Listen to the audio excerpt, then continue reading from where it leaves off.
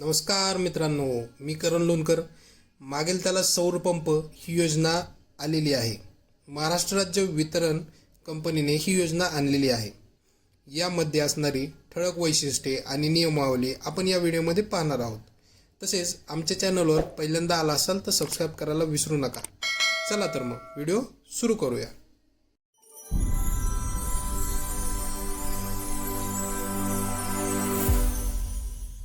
मित्रांनो, आपल्याला महाराष्ट्र राज्य वितरण कंपनी मर्यादित यातर्फे आपल्याला ही वेबसाईट पाहायला मिळते. त्याच्यामध्ये सर्वात महत्वाचं जे दिलेलं आहे तर ती ही खालची योजना आहे. त्याला काय म्हटलेलं आहे की मागेल त्याला सौर कृषी पंप योजना. त्याच्यामध्ये तुम्हाला विशेष आणि ठळक अशी वैशिष्ट्ये काय दिलेली आहेत तर इथे खाली पाहूया आपण.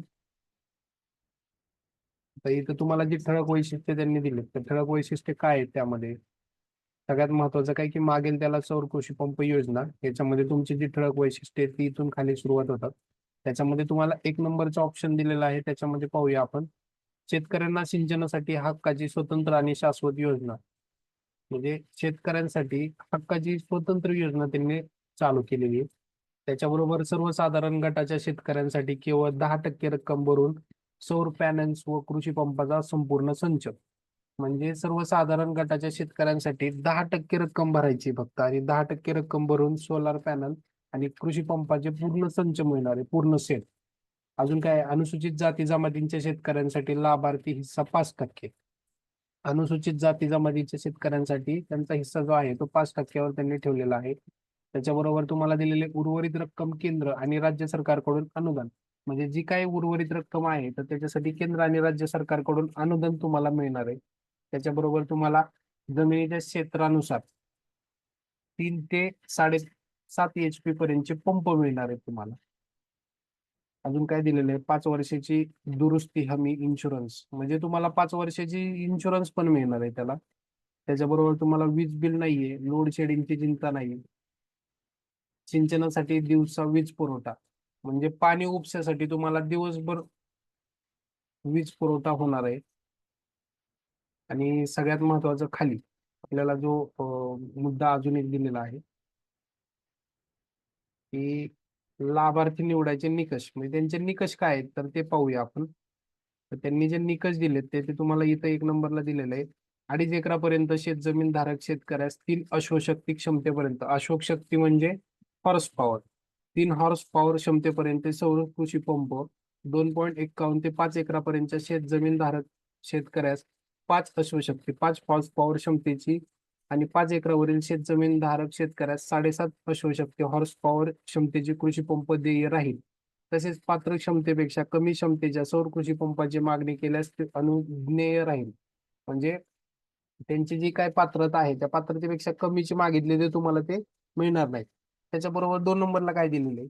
वैयक्तिक किंवा सामुदायिक शेततळे, विहीर, बोरवेल यांचे मालक तसेच बारमाही वाहणारी नदी, नाले यांच्या शेजारील शेतजमीन धारक शेतकरी सुद्धा या योजनेसाठी पात्र राहतील. म्हणजे आता लोकांचं म्हणणं काय येतं की बाबा माझ्या शेतीच्या शेजारून एखादी तळ गेलेलं आहे किंवा तळ आहे किंवा नदी गेलेली आहे.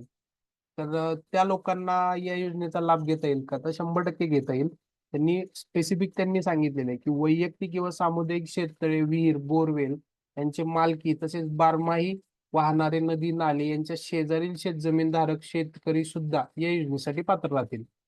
त्याच्यानंतर तुम्हाला काय दिलेलं आहे 3 नंबरला. ज्या शेतकऱ्यांकडे बोरवेल, विहीर व नदी इत्यादी ठिकाणी शाश्वत पाण्याचा स्रोत आहे याची खात्री महावितरणद्वारे करण्यात येईल. तथापि जलसंधारण कामाच्या पाणी जिरविण्याच्या पाणी साठ्यामधून पाणी उपसण्यासाठी सदर पंप वापरता येणार नाही. जी पाण्याचं पाणी उपसण्यासाठी जे जलसंधारणचं काम असतं तर त्या कामासाठी आपल्याला ह्याचा वापर करता येणार नाही. अजून काय आहे अटल सौर कृषी पंप योजना 1, अटल सौर कृषी पंप योजना 2 व मुख्यमंत्री सौर कृषी पंप योजना या योजनांचा लाभ न घेतलेल्या शेतकरी देखील या अभियानांतर्गत लाभास पात्र राहतील. म्हणजे हे जर 3 असतील ह्या योजनेचा लाभ न घेतलेले जे शेतकरी त्यांनाच ह्याचा मागेल त्या सौर कृषी पंप योजनेचा लाभ घेता येईल. जर तुम्ही ऑलरेडी 1-2 कृषी पंप योजनेचा लाभ घेत असाल तर तिसऱ्या कृषी पंप योजनेचा तुम्हाला लाभ घेता येणार नाही.